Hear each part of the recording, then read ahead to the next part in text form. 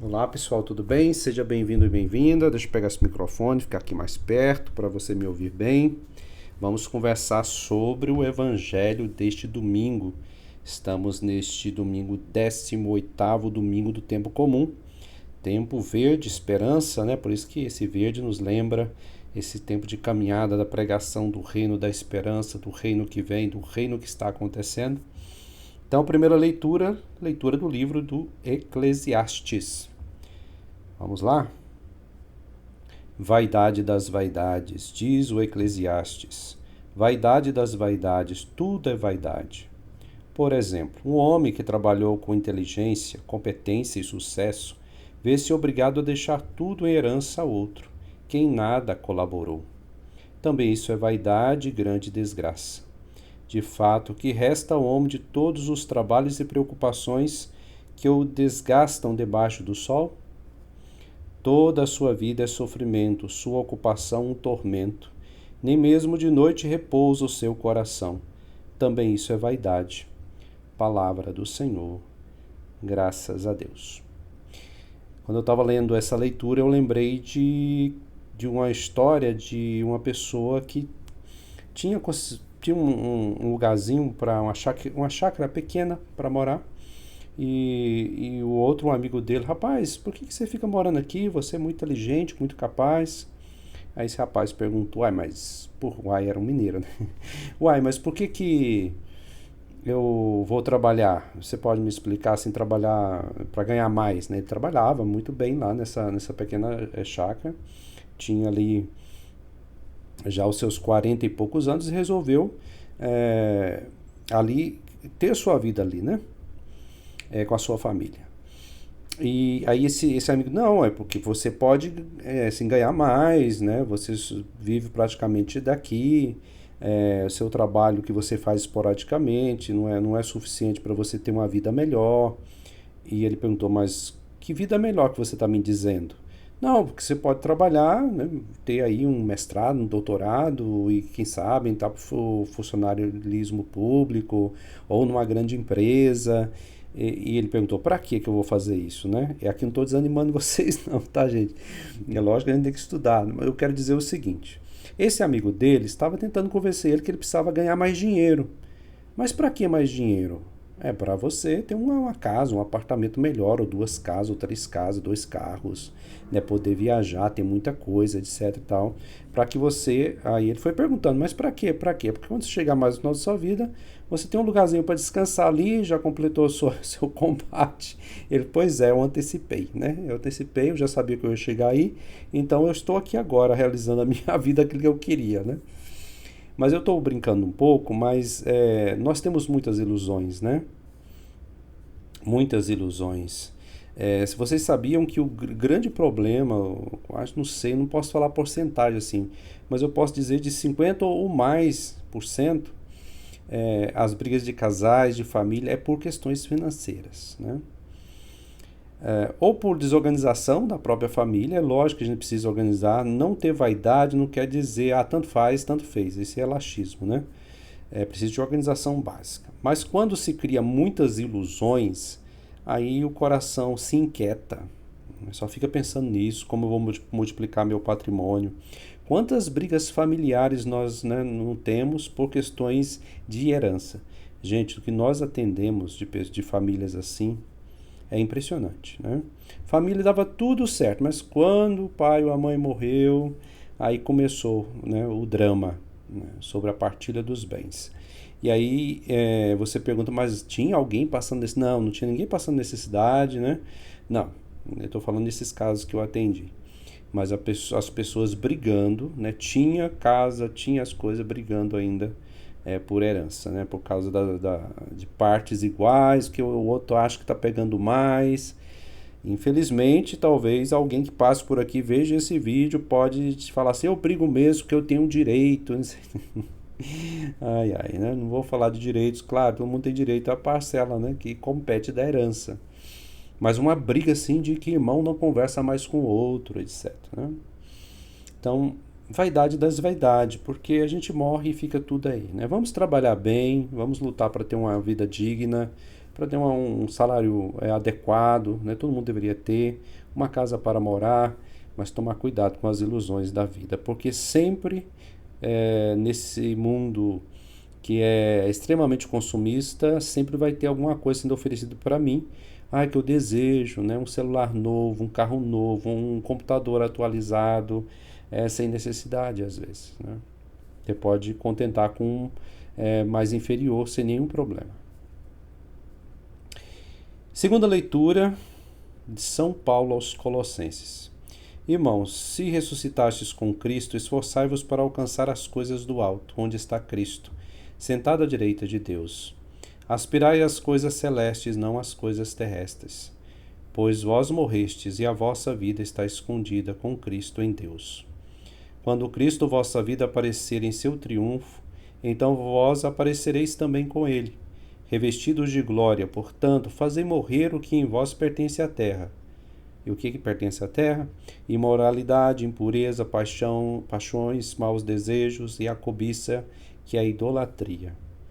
Não mintais uns aos outros, já vos despojastes do homem velho e de sua maneira de agir, e vos revestistes do homem novo, que se renova segundo a imagem do seu Criador, em ordem ao acontecimento. Aí não se faz distinção entre grego ou judeu, circunciso ou incircunciso, inculto, selvagem, escravo e livre, mas Cristo é tudo em todos. Palavra do Senhor, graças a Deus. Muito bem, deixai as coisas terrestres, né? Aqui não é nada assim negar o mundo, negar a matéria, essa vida não. Mas negar as ilusões, como diz a própria leitura, né? A que nós criamos, ou seja, a que fala a cobiça, a idolatria, né? A idolatria do dinheiro, a idolatria de si próprio, idolatria do corpo, idolatria de material, bens de consumo, idolatria, um monte de idolatria. O que é idolatria? Tira Deus do centro e coloca outra coisa no lugar. Isso é idolatria. Então, idolatria pode acontecer com dinheiro, pode acontecer com outra pessoa, assim, idealizar uma outra pessoa, né? No sentido, assim, colocar ela como um semideus, uma semideusa, colocar a pessoa como referência de vida, né? Aí nós temos líderes religiosos sendo colocados nesse lugar, temos pessoas públicas, políticas, né? Também sendo colocado aí. Tudo isso é idolatria, porque nós tiramos Deus, as coisas que nós deveríamos buscar para ter uma vida mais amadurecida, psicológica e espiritualmente, né? E colocamos um fantoche, colocamos uma estátua, né?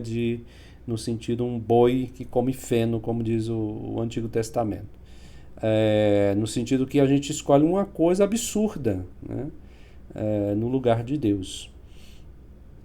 Então, tudo isso também é vaidade, né? Vamos buscar as coisas que estão escondidas em Cristo. Essa que nos dá paz verdadeira, as outras coisas nos tira a paz, né? Nos rouba a paz, nos perturba. Muito bem, vamos lá no Evangelho, Lucas 12, 13 e 21. Naquele tempo, alguém do meio da multidão disse a Jesus: Mestre, diz a meu irmão que reparta a herança comigo. Jesus respondeu: Homem, quem me encarregou de julgar ou de dividir vossos bens? E disse-lhes: Atenção, tomai cuidado contra todo tipo de ganância, porque mesmo que alguém tenha muitas coisas, a vida de um homem não consiste na abundância de bens. E contou-lhes uma parábola. A terra de um homem rico deu uma grande colheita. Ele pensava consigo mesmo: O que vou fazer? Não tenho onde guardar minha colheita. Então resolveu: Já sei o que fazer. Vou derrubar meus celeiros, construir maiores, neles vou guardar todo o meu trigo, junto com os meus bens. Então podereis dizer a mim mesmo: Meu caro, tu tens uma boa reserva para muitos anos. Descansa, come e bebe, aproveita. Mas Deus lhe disse: Louco, ainda nesta noite pedirão de volta a tua vida. E para quem ficará o que tu acumulastes? Assim acontece com quem ajunta tesouro para si mesmo, mas não é rico diante de Deus. Palavra da salvação, glória a vós, Senhor. Muito bem. Esta leitura do Evangelho não pode ser usada, presta atenção que eu vou falar, não pode ser usada para um laxismo econômico, por exemplo, financeiro. Você sabe que o brasileiro, às vezes, é assim, né? Nós brasileiros. Ganhamos, as famílias ganham, olha que eu já atendi muitas pessoas assim, ganha 5 mil, somando o casal, um ganha 3, outro 2, ganha 5 mil, gasta 5.500. O outro ganha, funcionário público, ganha muito bem, o casal ganha 17 mil reais. Está atolado no cheque especial e no cartão. Né? Ou seja, isso aqui não pode ser justificativo. Vamos aproveitar a vida, né? Para a irresponsabilidade. Se há um descontrole financeiro, tudo vai dar problema, vai dar conflito emocional, né? Entre o casal. É lógico que a maior parte do brasileiro não tem nem como conseguir ter um controle, né, financeiro, porque tem que pagar a conta e comer, né? Mas quem tem deve se controlar, porque tem a possibilidade de ajudar outras pessoas, né? Mas o que fica aqui? Não pode ser para discurso para laxista, né? Tá vendo? A gente vai morrer mesmo, a gente tem que gastar mesmo, eu recebo e gasto. E aí, quando fica alguém doente, não tem dinheiro para comprar, tem que pegar dinheiro emprestado, acontece alguma coisa, aqui é irresponsabilidade, né? Não é isso que nós devemos tirar dessa conclusão, não é nada disso, né? Mas o que é o centro aqui é buscar Deus em primeiro lugar. As outras coisas é preciso fazer, né? É preciso ter uma casa, ter onde morar, condição de pagar, né, os boletos. Agora não fala mais boleto, né? Pagar aí, né? Eletronicamente nos bancos digitais e por aí vai, né? Isso faz parte da condição humana nesse mundo hoje, ou seja, trabalhar para conseguir manter a família. Mas agora, quando o apego é excessivo, aqui que está a questão. Para que eu vou querer ter um carro de 8 milhões de reais, né?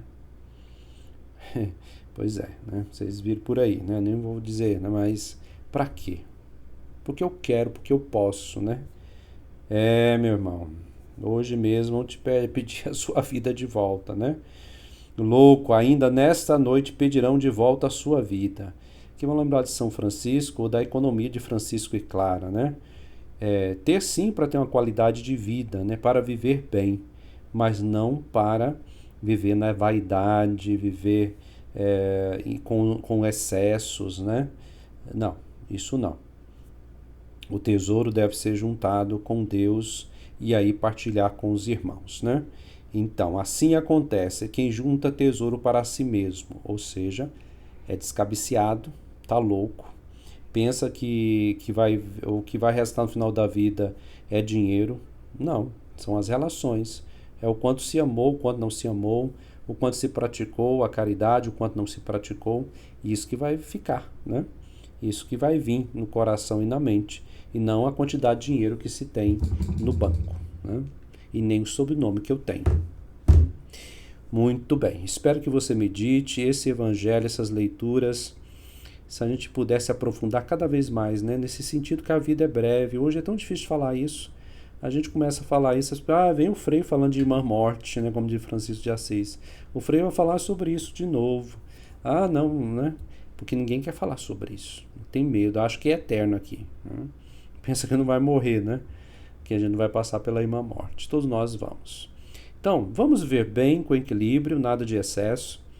É bom a gente ter um controle, quem tem condição de ter, né? Controle financeiro, é preciso.